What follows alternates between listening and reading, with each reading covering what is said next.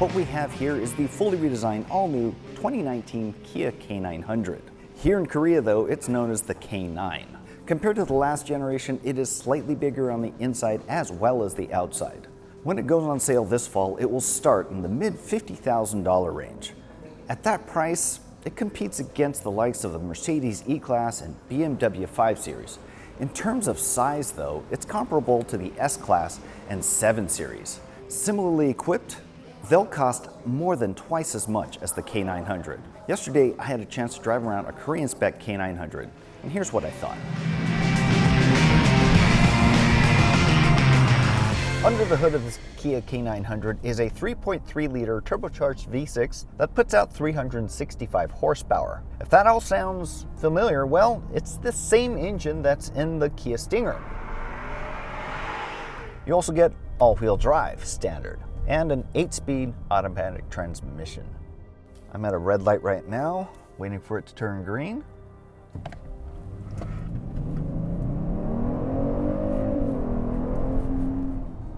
That's pretty authoritative right there.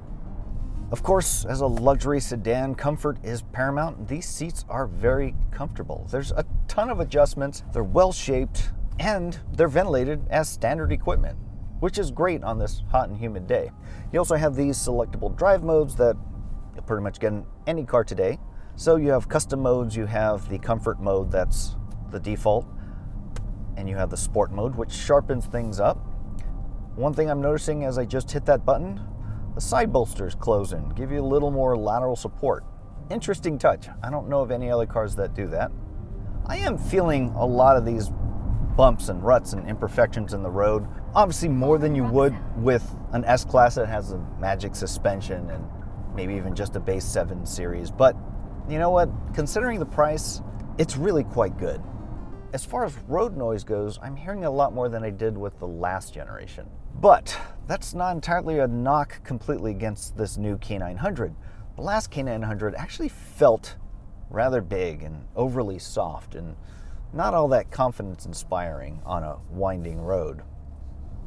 Visibility is quite good as well.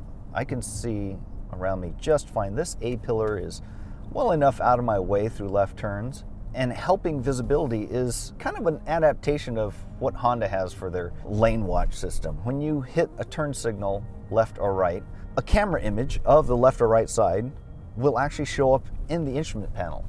I'm not a fan of those systems in general. I mean, that's what mirrors are for anyway, right? And honestly, they teach you in driver training to look over your shoulder to make sure nothing's there.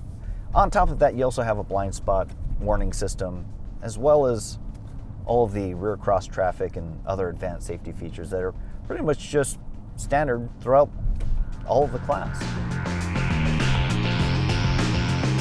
As you'd expect, the back seats of the K900 are as nice as the front seats. Materials quality is as good with this lovely matte wood and beige premium leather. I have a sunshade here that's manual and a power rear sunshade. I have a decent amount of headroom. I'm only 5'10". I have my own climate control back here, as well as ventilated seats and heated seats. This particular K900, I have sort of an executive back seat. One thing I really like that I just discovered, with one press of the button, I go into rest mode. So it reclines at its maximum. The front seat folds and slides all the way forward, so I have maximum leg room, and it's lovely. Now, it doesn't have the typical executive rear seat package that has the ottoman that folds out and a footrest, but considering the price, I'm not complaining. On the back of the front seat is an entertainment screen. It's nice and sharp, and even in this direct sunlight, it's not washing out. There are plenty of media sources you can connect to as well, and there's a wireless charging pad back here. Now, because of these powered rear luxury seats, the problem is they won't fold flat if you need more cargo. There is a center pass-through for longer objects, but considering how big the trunk is, also not that big of an issue. All things considered, it meets expectations for a premium luxury vehicle that costs twice as much. This all-new K900 is a huge improvement for sure. It drives really well, it handles very sharply, but as a result, the ride's a little stiff. I'm a big fan of the interior, but honestly, I think the exterior could use a little bit more personality.